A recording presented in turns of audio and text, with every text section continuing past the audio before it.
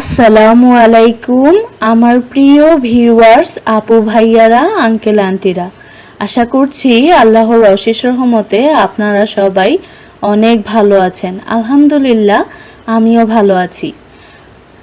সকালবেলা একটু লাচ্ছা সেমাই রান্না করে নিব। এই প্যাকেট থেকে লাচ্ছা সেমাই এর আগেও রান্না করেছিলাম, অল্প একটু সেমাই আছে, তো সেই সেমাইটুকুই রান্না করে নিব।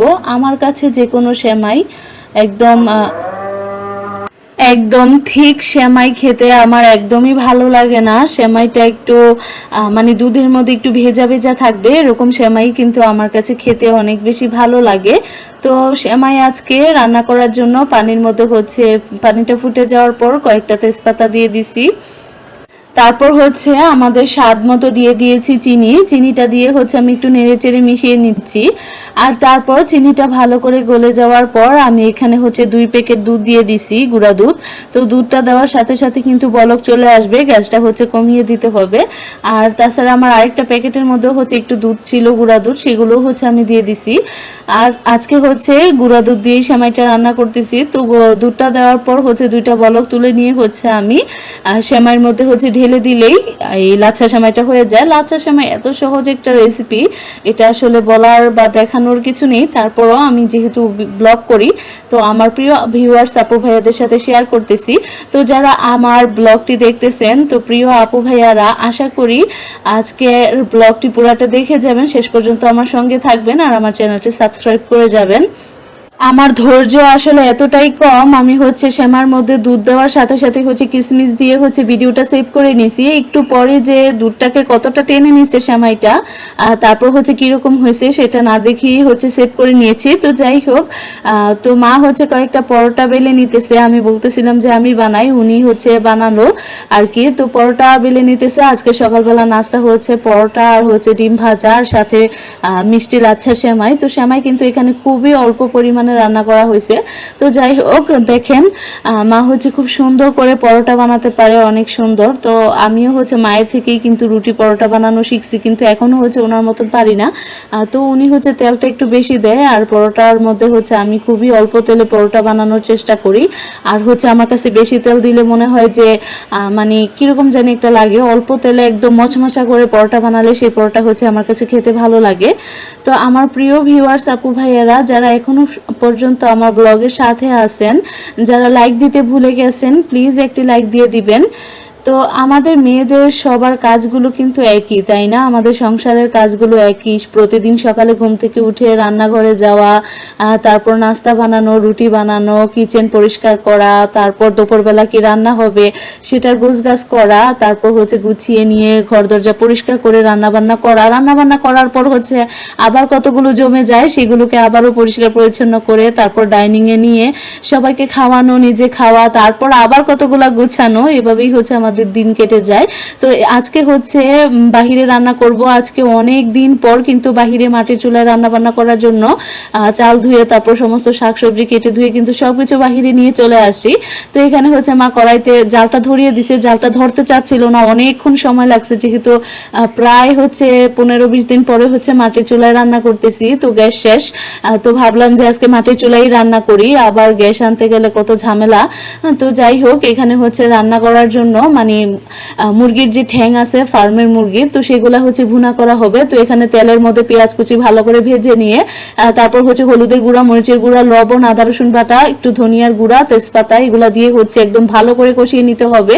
তো দেখতেই পাচ্ছেন, ভালো করে কষিয়ে নেওয়ার পর একদম তেলগুলো উপরে ভেসে উঠছে। তেলগুলো উপরে ভেসে ওঠারও আরো 2-1 মিনিট পর পর্যন্ত কষিয়ে নেবেন। তারপর কিন্তু দিয়ে দিছি কতগুলো আলু, আর আলু দিয়ে অল্প একটু পানি দিয়ে কষিয়ে নিচ্ছি। আর এখানেই আমি একটু একটু করে ভিডিও করতেছি, আবার ঘর থেকে একটার পর একটা জিনিস আনতেছি, আবার রান্না নিতেছি। তো এইভাবেই কিন্তু আমার রান্না বান্নার কাজকর্ম চলে। তো মায়ের তো হাঁটুতে সমস্যা, উনি বারে বারে সিঁড়ি দিয়ে ওঠা নামা করতে পারে না। তো ওনাকে আমি সব কিছু এনে দেই, তারপর আবার সবকিছু ঘরে নেই, উনি শুধু রান্নাটা করে দেয়। তো উনি রান্না করার কারণে আমার অনেকটাই হেল্প হয়। আর যেহেতু এখন আগের মতন করতে পারে না, বয়স হয়ে গিয়েছে, তারপর চোখের সমস্যা, চোখের মধ্যে সানি পড়ছে, এই জন্য হচ্ছে আগের মতন করে করতে পারে না। তারপর আলহামদুলিল্লাহ যতটুকু করে সেটাই অনেক। তো এখানে হচ্ছে একটা বুলবুলি পাখি, আমি হচ্ছে পেঁপে কাটছিলাম, পেঁপের খোসাটা একটা ওইখানে পড়ছিল, তো সেটার থেকে হচ্ছে পেঁপে ঠুকরিয়ে ঠুকরিয়ে হচ্ছে খাচ্ছিল। তো এরকম সুন্দর সুন্দর দৃশ্য দেখলে কিন্তু মানে খুব সুন্দর লাগে। গ্রামে থাকি বলেই হয়তো বা এরকম সুন্দর সুন্দর দৃশ্যটা দেখতে পারি। আর এই মুরগির মাংসের মধ্যে কিন্তু আলুটা কষিয়ে নেওয়া হয়েছিল, তারপর ঠ্যাং, তারপরে যে মুরগির মাথা, এগুলা দিয়ে কিন্তু ভালো করে অনেকক্ষণ ধরে কষিয়ে নিয়ে তারপর হচ্ছে সরা দিয়ে ঢেকে দিছে। তো ঢেকে ঢেকে হচ্ছে বেশ কিছুক্ষণ ধরে কষিয়ে নিছে। এখন হচ্ছে পরিমাণ মতো পানি দিয়ে দিব। আসলে এই মুরগির ঠ্যাং, তারপরে যে ঘিলা কলিজা, এই ধরনের তরকারিতে অতিরিক্ত ঝোল দিলে হচ্ছে খেতে ভালো লাগে না। ঝোলটা একটু কম দিলে, একটু ভুনা ভুনা হলেই কিন্তু খেতে ভালো লাগে। আর এমনিতে ফার্মের মুরগিতে ঝোল দিলে ওটা টেস্ট নষ্ট হয়ে যায়। তো এখানে হচ্ছে আমি ঘর থেকে বোল নিয়ে আসলাম। তো ভাত ঠিকা দিয়ে হচ্ছে ওইগুলা হচ্ছে ঢেলে নিবে। তো বাবা হচ্ছে নামাজ পড়তে যাইতেছে, তো এদিকে হচ্ছে মা ভাতটা ঠিকা উঠিয়ে দিছে, মানে ঠিকা দিয়ে দিছে। আর এদিকে হচ্ছে এখন কড়াইয়ের মধ্যে মুরগির মাংসের যেই তরকারিটা বসাইছিল মুরগির ঠেঙের, ওইটা হচ্ছে ওই পাশে চুলায় নিয়ে নিছে। আর এই পাশে চুলাতে হচ্ছে কড়াই বসিয়ে তেল দিয়ে দিছে, তেলের মধ্যে হচ্ছে দিয়ে দিছে পেঁয়াজ কুচি, আর তারপর সামান্য একটু হলুদের গুঁড়া দিয়ে দিছে। তারপর হচ্ছে ভেন্ডি দিয়ে দিছি। ভেন্ডিগুলো হচ্ছে সকালবেলা তুলছিলাম ক্ষেতের থেকে, তো সেটার আর ব্লগ শুট করা হয়নি। আসলে সবকিছু তো আর দেখানো সম্ভব হয় না, দেখাতে গেলে ভিডিওটা অনেক বড় হয়ে যাবে।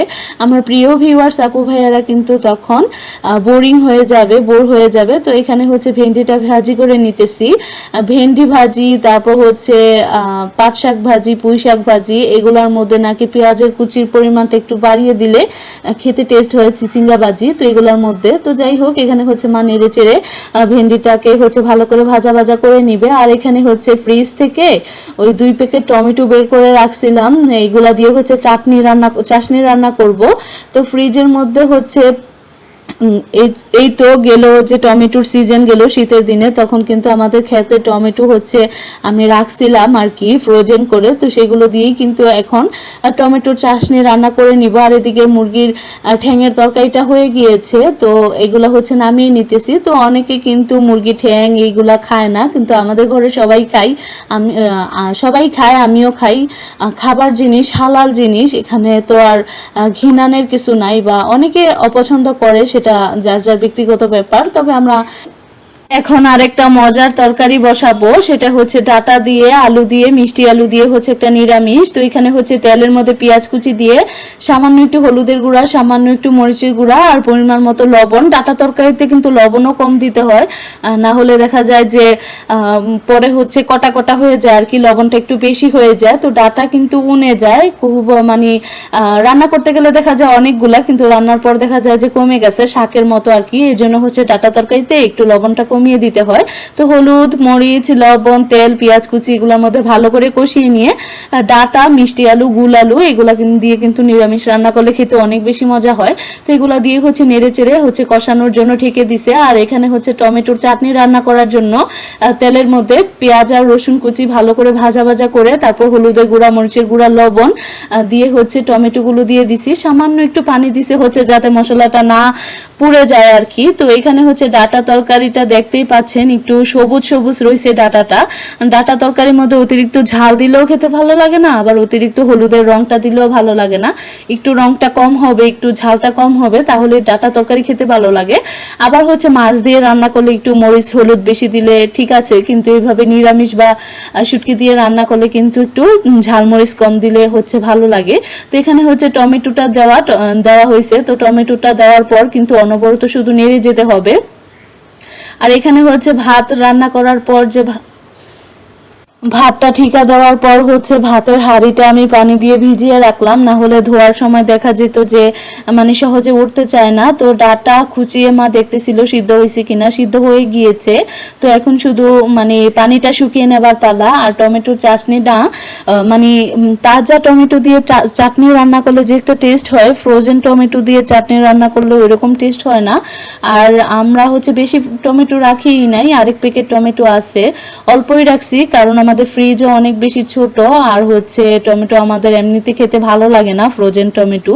তো ডাটা তরকারিটা হয়ে গিয়েছে, মা নামিয়ে নিচ্ছে, তারপর হচ্ছে টমেটোর তরকারিটাও নামিয়ে নিবে।